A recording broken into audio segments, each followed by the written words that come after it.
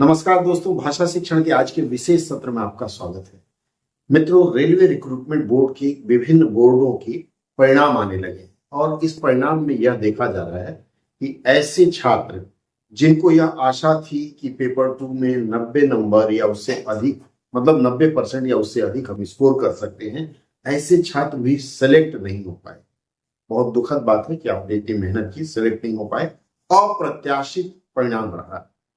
क्या आपने कभी इस बात की विवेचना की? नहीं। आज के इस सत्र में मैं इसी बात की एनालिसिस प्रस्तुत करने जा रहा हूं कि ऐसा क्या है कि 90% भी नहीं ला पाए जो दावा करते थे, या फिर यह कैसे कह सकते हैं कि सही परिणाम नहीं आ पाए।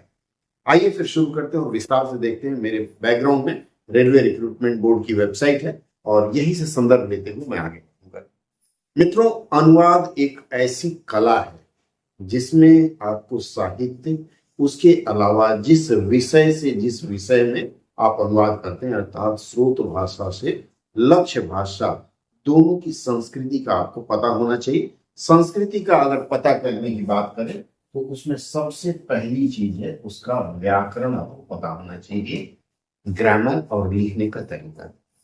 अब रेलवे रिक्रूटमेंट बोर्ड की जो परीक्षा हुई उसमें जो पैसेज दिया गया होगा वो बहुत कठिन पैसेज नहीं रहा होगा, लेकिन दो चीजें हैं। एक, हम लोग जब अभ्यास करते हैं तो जहां कहीं शब्द में कुछ कमी आई या पैसेज नहीं बन रहा है तो हम फट से एआई का प्रयोग कर लेते हैं और एआई का प्रयोग करके प्रैक्टिस के दौरान करके और मास्टर बनने का प्रयास करते हैं। अगर एआई की हम बात करें तो 2-3 है। जेमिनी है, उसके बाद चैट जीपीटी है, उसके बाद गूगल ट्रांसलेट है, बिंग ट्रांसलेट है। तमाम ऐसे उपकरण है जिसका आप लोग प्रयोग करते हैं और यह सबसे पहले गलत तरीका है जो आपको नहीं करना चाहिए। दूसरी बात है, आप जब अनुवाद का अभ्यास कर रहे हैं तो अनुवाद का अभ्यास, यह तो परीक्षा दी जा रही है ना। परीक्षा का मतलब आपको व्याकरण का ज्ञान है कि नहीं है, वाक्य संरचना का ज्ञान है कि नहीं है, शब्द ज्ञान है कि नहीं है, ये 3 चीजें देखी जाती है मूलतः। तो जब ये चीजें आपकी देखी जा रही हैं तो मान लीजिए कोई एक पंक्ति अगर वह एक्टिव वॉइस में है, अगर वह एक्टिव वॉइस में है तो आपका जो नियोक्ता है, एम्प्लॉयर जो है, वह आपसे यह अपेक्षा करेगा कि उसका जो अनुवाद है, चाहे हिंदी में हो या अंग्रेजी में हो, उसका रूप एक्टिव का ही रूप हो, जब तक कि कोई विशेष अड़चन न हो। पैसिव का तो पैसिव में, अगर वह नरेशन वाले हैं, नैरेटिव वाले हैं, अर्थात उसमें यदि आपको डायरेक्ट और इनडायरेक्ट 2 तरह की स्पीच होती है, डायरेक्ट और इनडायरेक्ट।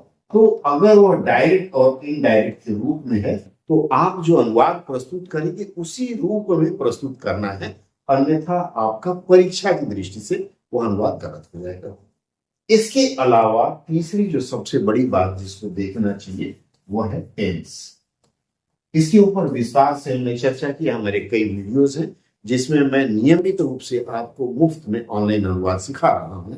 आप जुड़िए, वहां से आपको पता चलेगा। टेंस की बात मैं कहूं, जैसे मान लीजिए आपको एक जिस्ट में बताता हूं, वर्ब में अगर तातेती है, वर्ब में तातेती है, मैं आपको ग्रामर की बात नहीं करूंगा, वर्ब में तातेती है तो हम लोग अंग्रेजी में अनुवाद करते समय उसमें वर्ब में, वर्ब मतलब क्रिया हो गया, वर्ब में यस या यस का प्रयोग करते हैं। इसमें हम नो हेल्पिंग वर्ब करते हैं या फिर ऑक्सिलरी वर्ब नो करते हैं, नहीं लगाते हैं। और कुछ नियम है जो आपको जानना होगा। जैसे मान लीजिए एक वाक्य मैं देता हूं, राम अपने दोस्त के घर गया। यह एक वाक्य है और दूसरा वाक्य राम अपने दोस्त के घर गया है। दोनों वाक्य देखने में तो एक जैसे प्रतीत होते हैं, लेकिन दोनों का टेंस अलग अलग होगा।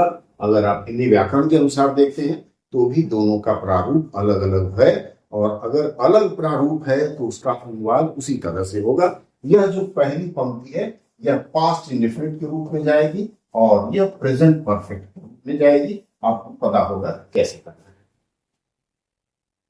3 चीजें मैंने बताई। पहली बात, अभ्यास के दौरान आप लोग प्रयास करेंगे कि एक ऑफलाइन डिक्शनरी खरीदेंगे जो आपको अच्छा लगे। एक हिंदी टू इंग्लिश ले लीजिए, एक इंग्लिश टू हिंदी ले लीजिए।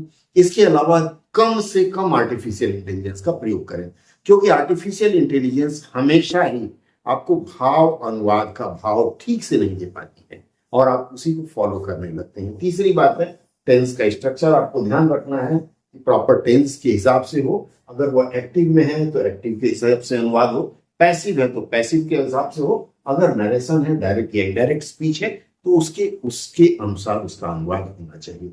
छोटा सा फॉर्मूला है, लेकिन होता क्या है कि हमारे पास समय की कमी होती है और समय की कमी के कारण हम जल्दी से जल्दी उड़ान भर लेना चाहते हैं और यही गलत होता है। हाँ, मैं आप लोगों की सेवा के लिए एक सत्र लेकर के आ रहा हूं। हर हफ्ते एक दिन रेलवे रिक्रूटमेंट बोर्ड पेपर 2 की तैयारी के लिए मैं फ्री रहेगा, आपको यूट्यूब पे हमारे चैनल पर यह फ्री उपलब्ध रहेगा, कोई शुल्क नहीं देना है, आप वहां आकर के इसका आनंद भी ले सकते हैं। तो हर हफ्ते एक दिन रेलवे रिक्रूटमेंट बोर्ड पर चर्चा होगी। अगर आपको लगता है कि आपको इस सत्र से जुड़ना है तो 9:30 बजे रात रोज हम लगभग अभ्यास कराते हैं, आप हमारे चैनल से जुड़िएगा और जुड़ करके इसका आनंद लीजिएगा। अगर आपको लगता है आपको जुड़ना है, संदेश भेजिएगा, डायरेक्ट जुड़ना हो तो भी संदेश भेज सकते हैं, अगर नहीं जुड़ना है तो भी आप अपने उन दोस्तों को इसको फॉरवर्ड कर सकते हैं जिनको लगता है कि आपको इसकी जरूरत हो सकती है। बहुत बहुत धन्यवाद। आशा है इस नियम का आप अनुपालन करेंगे और भविष्य में अच्छे से अनुवाद करेंगे। जय हिंद।